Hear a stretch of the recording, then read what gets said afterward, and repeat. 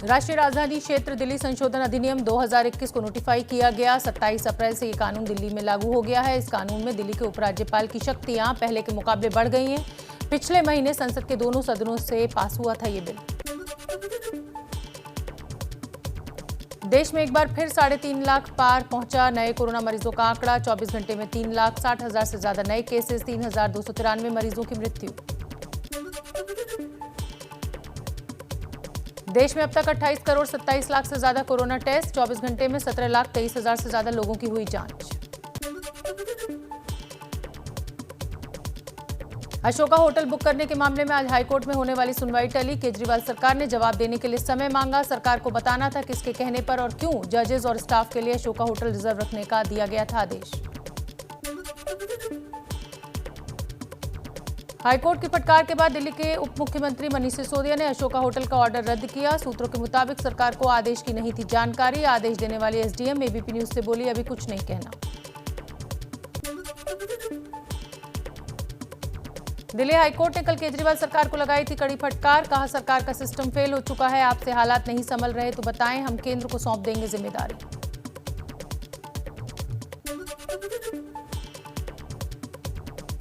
प्रधानमंत्री मोदी की अगुवाई में आज केंद्रीय कैबिनेट की बैठक। वीडियो कॉन्फ्रेंसिंग से चर्चा होगी। कोरोना पर मिल सकती है फिर कोई बड़ी खबर।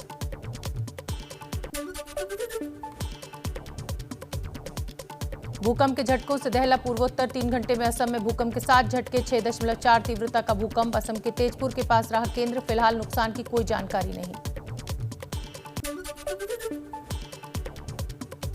असम में भूकंप पर प्रधानमंत्री मोदी और गृहमंत्री अमित शाह ने मुख्यमंत्री सर्बानंद सोनोवाल से की फोन पर बात। हर संभव मदद का दिया भरोसा।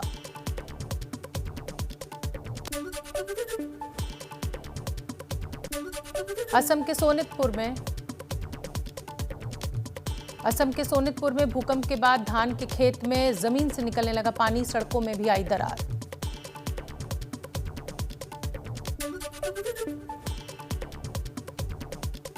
भूकंप के बाद असम के नागांव में असर। 2 इमारतें झुकी। जानमाल के नुकसान की कोई खबर नहीं।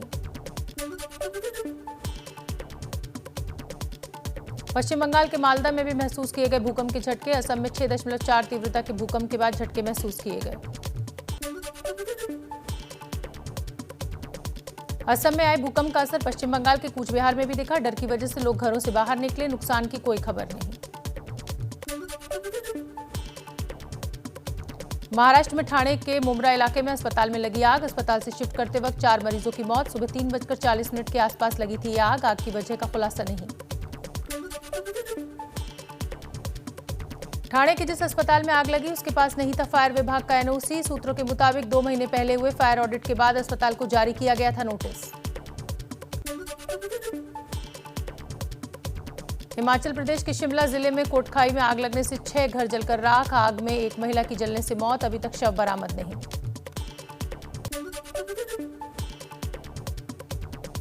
ओडिशा से आई दर्दनाक तस्वीर। बरगढ़ जिले के जमुताबहाल गांव में घंटों घर के बाहर पड़ा रहा कोरोना मरीज का शव। संक्रमण के डर से अंतिम संस्कार से हिचकते रहे परिजन।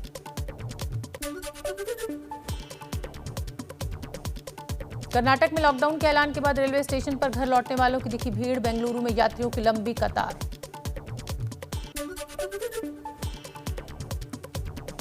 केरल के कोच्चि में टेम्पो ट्रैवल एजेंसी चलाने वाले नजीब वेल्लाकल ने टेम्पो को एम्बुलेंस में तब्दील करने का किया फैसला। एम्बुलेंस की कमी को देखते हुए उठाया गया कदम।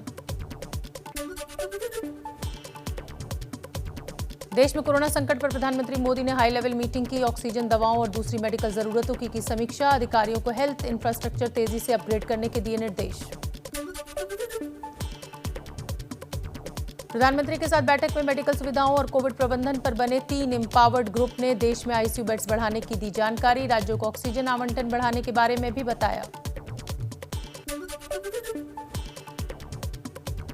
हाई लेवल मीटिंग में प्रधानमंत्री मोदी ने अफसरों को निर्देश दिए कि वो राज्यों के साथ बैठकर कोरोना की चेन तोड़ने के लिए सही रणनीति तैयार करे, गाइडलाइंस भी बनाए। प्रधानमंत्री मोदी को अधिकारियों ने ऑक्सीजन एक्सप्रेस और वायुसेना की ओर से चलाए जा रहे ऑपरेशन की भी दी जानकारी। कैबिनेट और होम सेक्रेटरी के अलावा स्वास्थ्य सेवाओं से जुड़े कई बड़े अधिकारी बैठक में मौजूद थे। देश में कोरोना से बिगड़ते हालातों पर केंद्रीय मंत्री नितिन गडकरी बोले, हमारे पास अस्पतालों, ऑक्सीजन और दवाओं की किल्लत, सुविधाएं बढ़ाने की कोशिश कर रहे हैं। लोगों की जान बचाना प्राथमिकता, जनता भी करे सहयोग।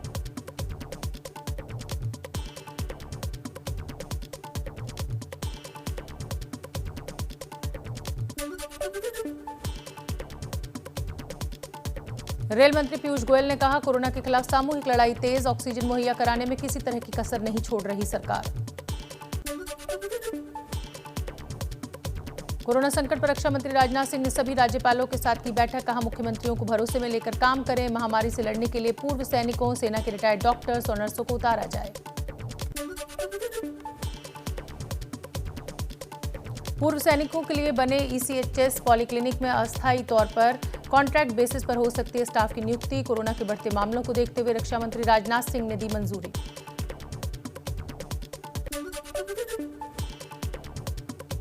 देश में कोरोना से बिगड़ते हालातों पर सुप्रीम कोर्ट ने कहा, राष्ट्रीय संकट में हम मूकदर्शक नहीं रह सकते, केंद्र से संसाधनों के इस्तेमाल, ऑक्सीजन और वैक्सीनेशन पर जानकारी मांगी, शुक्रवार को अगली सुनवाई।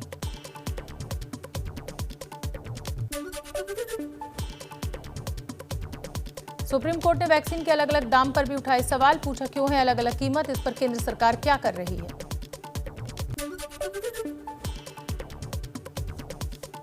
दिल्ली और महाराष्ट्र में एक दिन में कोरोना से मौत के पिछले सारे रिकॉर्ड्स टूटे, महाराष्ट्र में 24 घंटे में 895 लोगों ने तोड़ा दम, दिल्ली में 381 कोरोना मरीजों ने तोड़ा दम।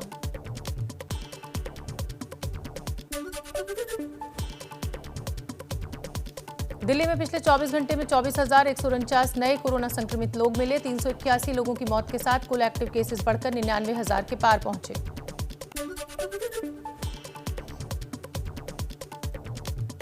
ऑक्सीजन की कमी को लेकर मुख्यमंत्री केजरीवाल का बयान, कहा 1 महीने के अंदर दिल्ली में 44 ऑक्सीजन प्लांट लगाएंगे, दिल्ली सरकार 36 और केंद्र सरकार 8 प्लांट लगाएगी। मुख्यमंत्री अरविंद केजरीवाल ने कहा, इस बार गंभीर मरीज ज्यादा आ रहे हैं, आईसीयू बेड दिल्ली में नहीं बचे हैं, 1200 आईसीयू बेड 10 मई तक होंगे तैयार। दिल्ली के तिहाड़ जेल में 225 कैदी कोरोना पॉजिटिव निकले, अंडरवर्ल्ड डॉन छोटा राजन भी संक्रमित, एम्स में भर्ती कराया गया। हरियाणा के गृह मंत्री अनिल विज ने प्रदेश में बढ़ते कोरोना संक्रमण के लिए दिल्ली को जिम्मेदार ठहराया, कहा गुरुग्राम और फरीदाबाद में करीब 70% मरीज दिल्ली से आए। उत्तर प्रदेश में इलाहाबाद हाईकोर्ट की कड़ी टिप्पणी, कहा आजादी के 70 साल बाद भी लोगों को नहीं दे पा रहे ऑक्सीजन, ये शर्मनाक है, ऑक्सीजन की कमी से कोई मौत नहीं होनी चाहिए। पंचायत चुनाव में नियमों की अनदेखी पर भी जताई नाराजगी। यूपी में एक दिन में कोरोना से रिकॉर्ड 265 लोगों की मौत, करीब 33,000 नए संक्रमित, अकेले लखनऊ में ही 4,500 के करीब नए संक्रमित मिले। कांग्रेस महासचिव प्रियंका गांधी ने मुख्यमंत्री योगी को लिखी चिट्ठी, कहा यूपी में अस्पतालों में बेड, ऑक्सीजन, दवाइयों की कमी, जनता को मिले तत्काल राहत। उत्तर प्रदेश के उप मुख्यमंत्री दिनेश शर्मा डॉक्टर्स की सलाह पर अस्पताल में भर्ती हुए, कोरोना पॉजिटिव होने के बाद से घर में आइसोलेट थे दिनेश शर्मा। महाराष्ट्र में पिछले 24 घंटे में 66,358 नए कोरोना मरीज आए सामने, 895 मरीजों की मौत के साथ कुल एक्टिव केस करीब 6,73,000 हुए, 67,000 से ज्यादा लोग ठीक भी हुए। मुंबई को कोरोना से थोड़ी राहत, घट रहे हैं नए केसेस, 24 घंटे में 3,999 पॉजिटिव लोग मिले, 59 की मौत, अभी मुंबई में 68,000 से ज्यादा एक्टिव केसेस। आंध्र प्रदेश के विशाखापट्टनम में बेरहमी की हद पार, माता पिता अस्पताल के बाहर ऑक्सीजन का इंतजार करते रहे और 1.5 साल की बच्ची ने कोरोना से एम्बुलेंस में ही दम तोड़ दिया।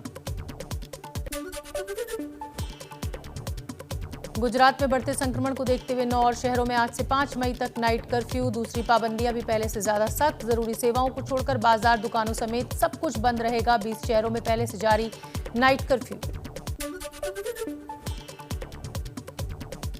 गुजरात के अलावा राजस्थान का भी कोरोना से बुरा हाल, नए मामलों में रोज इजाफा, तो जम्मू कश्मीर में भी बढ़ रही है मरीजों की संख्या, जम्मू कश्मीर में 24 घंटे में 3,000 से ज्यादा नए संक्रमित। दक्षिण भारत में भी काबू से बाहर कोरोना, कर्नाटक में एक दिन में करीब 32,000 नए मामले, 180 की जान गई, केरल में 33,000 के करीब नए संक्रमित मिले और 32 लोगों ने तोड़ा दम।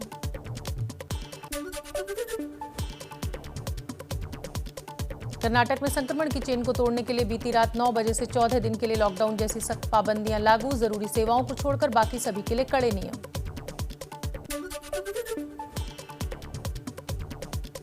कर्नाटक के मंगलुरु में एक मंदिर में कोरोना नियमों की उड़ी धज्जियां, धार्मिक आयोजन में हजारों की भीड़ जुटी, नहीं दिखी कोई सामाजिक दूरी। हिमाचल प्रदेश में होम आइसोलेशन और कोरोना वैक्सीनेशन में शिक्षकों की ड्यूटी लगेगी, स्टाफ में कमी न आए इसलिए फैसला, बाहर से हिमाचल आने वाले लोगों के लिए भी आज से नए नियम लागू।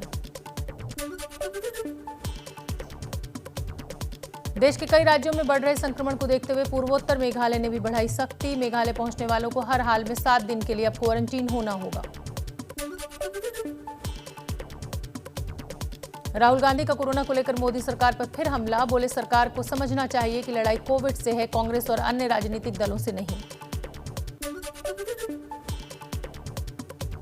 कोरोना काल में मददगारों को लेकर राहुल गांधी का ट्वीट, लिखा एक दूसरे की सहायता करते आमजन दिखाते हैं कि किसी का दिल छूने के लिए हाथ छूने की जरूरत नहीं, सिस्टम पर भी उठाए सवाल।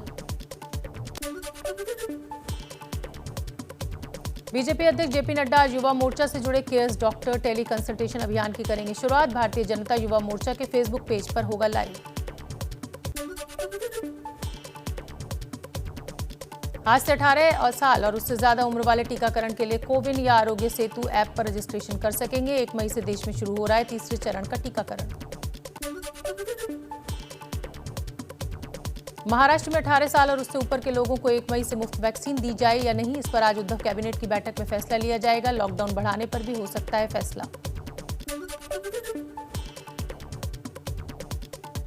मुंबई के सबसे बड़े टीकाकरण केंद्र पर आज भी लोगों के हाथ लगी निराशा, वैक्सीन खत्म होने के बाद केंद्र पर लगाया नो वैक्सीन का पोस्टर। दुबई से 6 क्रायोजेनिक सिलेंडर और सिंगापुर से 3 ऑक्सीजन कंटेनर लेकर पानागढ़ एयरबेस पहुंचे भारतीय वायुसेना के विमान C-17, यहां से अलग अलग शहरों में पहुंचाई जाएगी ऑक्सीजन। छत्तीसगढ़ से ऑक्सीजन टैंकर्स को मेदांता अस्पताल में उतारा गया, प्रियंका गांधी की गुजारिश पर पहुंचा टैंकर।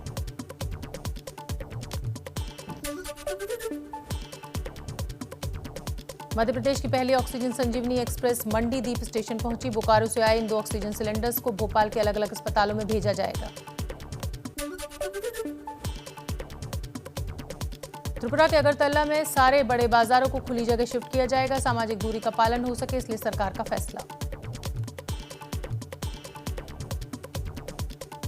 कोरोना से निपटने के लिए ब्रिटेन से सामानों की पहली खेप दिल्ली पहुंची, 95 ऑक्सीजन कॉन्सेंट्रेटर्स और 200 वेंटिलेटर्स आए, सबसे ज्यादा जरूरतमंद अस्पतालों को भेजे गए।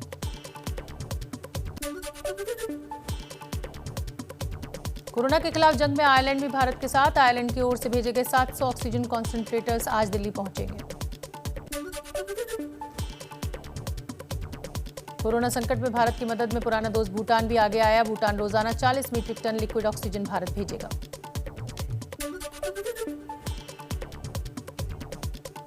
सेना प्रमुख जनरल नरवणे ने सियाचिन और पूर्वी लद्दाख का दौरा किया और ऑपरेशनल तैयारियों का लिया जायजा, जवानों से मिलकर उनका हौसला भी बढ़ाया, आज वापस लौटेंगे नरवणे। महाराष्ट्र फोन टैपिंग मामले में रश्मि शुक्ला ने मुंबई आने में जताई असमर्थता, कोरोना का हवाला दिया, आज साइबर सेल ने पूछताछ के लिए बुलाया था। हाथरस केस के आड़ में यूपी में हिंसा भड़काने की साजिश में गिरफ्तार पत्रकार सिद्दीक कप्पन मामले में आज सुप्रीम कोर्ट में सुनवाई, रिहाई के लिए दी याचिका में कहा गया सिद्दीक को अच्छा इलाज नहीं मिल रहा, सुप्रीम कोर्ट ने मांगा है मेडिकल रिकॉर्ड।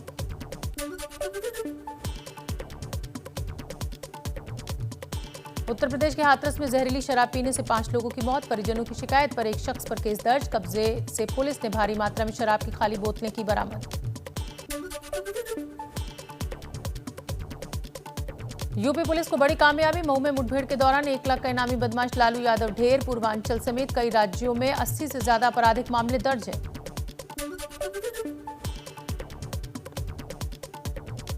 कल्याण की जेल से 4 साल पहले भागे आरोपी को मुंबई क्राइम ब्रांच ने किया गिरफ्तार, अपने साथी के साथ भागा था डेविड उर्फ मुर्गेश, कन्याकुमारी में दोनों पकड़े गए, फिर वहां से भी भाग निकला था डेविड। बलिया में पंचायत चुनाव के दौरान 2 गुटों के बीच हिंसा में उम्मीदवार के परिजनों की बुरी तरह पिटाई, जब तीसरे दौर की वोटिंग हो रही थी तभी बूथ पर पीटा, वीडियो अब आया सामने। मध्य प्रदेश के ग्वालियर में ऑक्सीजन और दवा के बाद अब प्लाज्मा की कालाबाजारी। मामले में ग्वालियर के सबसे बड़े अस्पताल जयारोग्य का वार्ड बॉय, आईसीयू अटेंडर और एक ऑटो चालक और एजेंट गिरफ्तार। उत्तर प्रदेश के रायबरेली जिला अस्पताल में कोरोना मरीज की मौत के बाद परिजनों का हंगामा। डॉक्टर्स के साथ बदसलूकी का आरोप, बेड न मिलने की वजह से मौत का दावा।